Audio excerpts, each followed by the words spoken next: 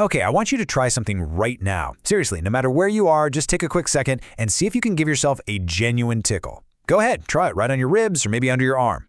So, what happens? Absolutely nothing, right? You literally can't do it. I mean, sure, you can scratch yourself, you can poke yourself, you might even surprise yourself if you randomly bump into a door frame, but no matter how hard you try, self-tickling just completely and totally fails.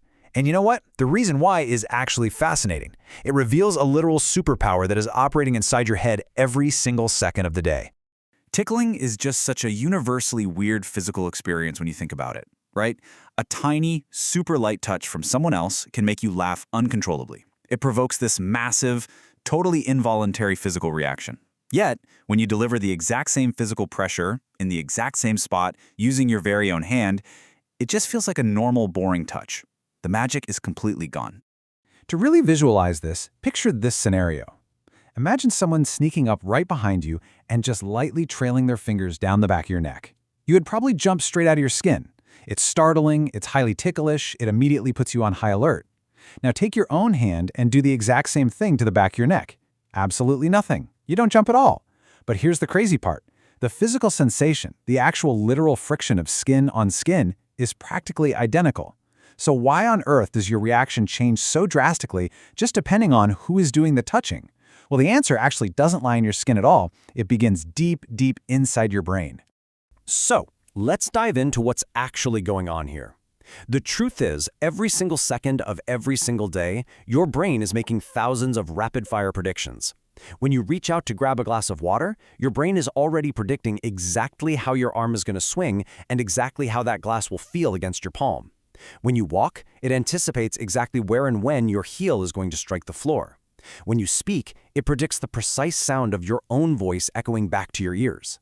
Your brain is so unbelievably obsessed with predicting the future that scientists actually believe a huge portion of what we call our perception is really just expectation. And your utter inability to tickle yourself, well, that is where this futuristic prediction system becomes incredibly obvious. To really understand the science here, we have to look at the precise biological mechanism responsible for all this. When your brain decides to send a command down to your hand to move, it doesn't just send one outgoing message to your muscles. No, it secretly creates a carbon copy of that exact command. In the neuroscience world, this is called an efference copy. It's basically a duplicate motor command that's generated entirely internally, and its whole job is to predict the exact sensory outcome of whatever action you're about to take. You can think of this efference copy kind of like your brain sending a highly detailed, highly classified internal memo to itself. Before your hand even twitches, the memo goes out saying, "Alert, my hand is about to move toward my stomach." And based on that memo alone, the brain instantly calculates and predicts exactly what that touch is going to feel like. It knows the exact location on your stomach, the precise millisecond the touch will happen, and the exact amount of pressure your fingers are going to apply. It maps out the entire sensory experience before it even happens in the physical world. So how exactly does this ruin the tickle?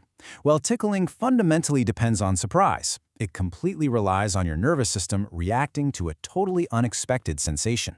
But because your brain has already read that top-secret internal memo, it already knows exactly what's about to happen. There is absolutely zero surprise. It's actually very similar to hearing your own footsteps. When you first start walking, you might notice the sound for a second, but very quickly your brain just completely filters it out into the background. The exact same thing happens when you try to tickle yourself. Because the touch is fully 100% anticipated, your brain proactively turns down the sensory volume. The physical touch definitely arrives at your skin, but the tickle sensation, it never even registers. And researchers actually tested this self-tickling hypothesis using precision robotics, which brilliantly illustrates the rigorous science behind this whole phenomenon. In the first step of the experiment, participants tried to tickle themselves by controlling a robotic arm with a joystick. And as expected, because their brain was controlling the movement, it predicted the outcome perfectly, and self-tickling totally failed. But then, for the next step, the scientists introduced a slight, engineered time delay between the person moving the joystick and the robot actually delivering the touch. Suddenly, the brain's internal prediction became incredibly inaccurate. And the result? The touch miraculously felt ticklish again. Because that tiny time delay created a pocket of uncertainty, the brain could no longer perfectly predict when the touch was coming. The essential element of surprise was completely restored. So where exactly is all this filtering happening? Well, brain scans taken during these experiments point to specific regions becoming significantly less active when a touch comes from yourself.